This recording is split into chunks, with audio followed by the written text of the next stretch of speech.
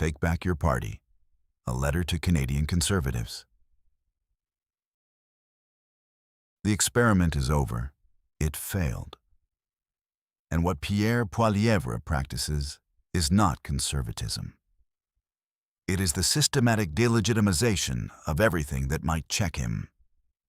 The courts, the Bank of Canada, the civil service, science when science disagrees with the message. That is not a right-wing governing philosophy. That is an opposition strategy with no off switch. And it just lost an election. So the question isn't whether the model failed. The question is, what does a real conservative party do now? To answer that, you need to understand what was lost and when. In 2003, the Canadian Alliance and the Progressive Conservative Party merged. On paper, a win. A fractured right united. Vote splitting ended. What actually happened was different. The Alliance absorbed the PCs, not the other way around. The Red Tory tradition, Stanfield, Clark, Mulroney at his best, wasn't defeated in the merger. It was made irrelevant. The moderates stayed in the tent because the tent was winning. They told themselves the rough edges would smooth out. They didn't. The party grew in the other direction. The 2022 leadership race was the fork in the road. Aaron O'Toole, whatever his failings, understood that the Conservatives needed to compete for the median Canadian voter. His caucus removed him for it. Let that land. A sitting leader, elected to rebuild a coalition, ousted by his own MPs because he was insufficiently extreme. Pierre Poilievre didn't inherit a party. He captured one. Call it what it is. The manufactured outrage, the rotating enemy, the media, the gatekeepers, the radical left, the World Economic Forum, and the elites who are somehow simultaneously running everything and losing to Pierre Poilievre on social media. The refusal to engage with complexity. The dismissal of any institution that produces an inconvenient answer. None of this is conservative.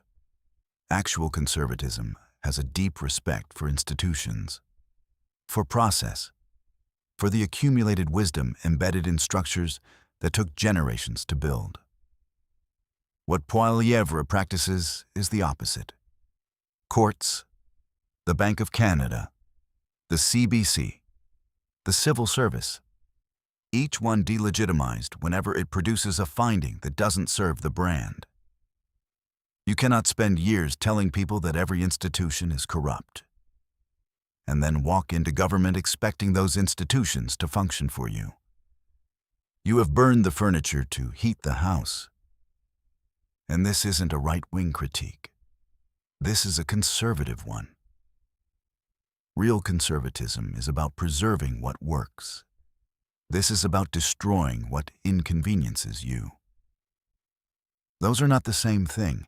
There is no polite way to say this, so let's say it plainly. The current leadership of the Conservative Party of Canada is not serious.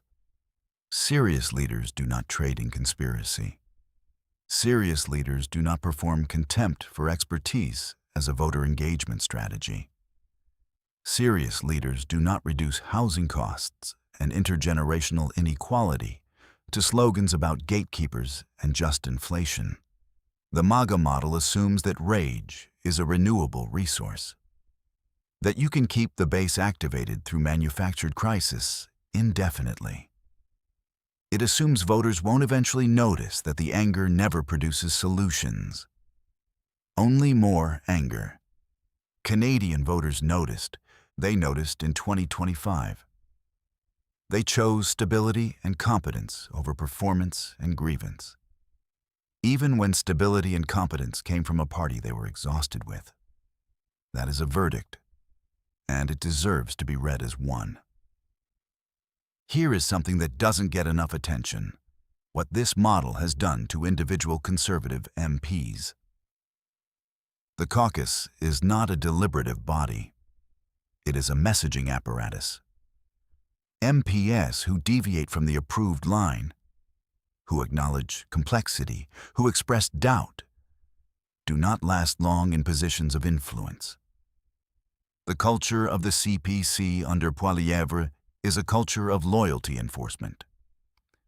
You are on message, or you are a problem. This is not an accident. Tight message control is a feature of the populist model, not a bug. Any deviation becomes a story. Any story that isn't about the enemy is bad for the brand.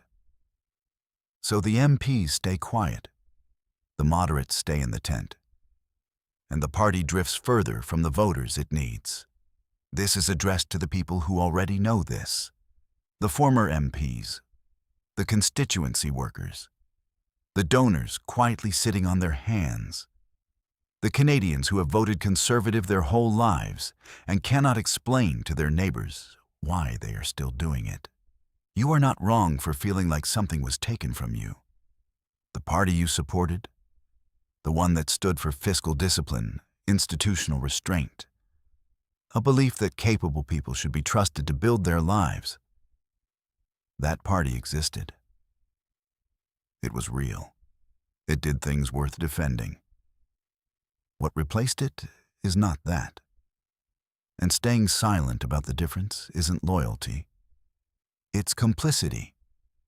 The party will not fix itself as long as the people who know better keep their heads down. The moderates who stayed in the tent because the tent was winning. The tent lost. Now is the moment to say what you already know.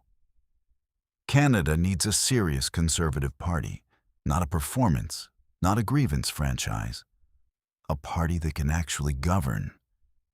That party has to be rebuilt from the inside by the people who remember what it was supposed to be. The experiment is over.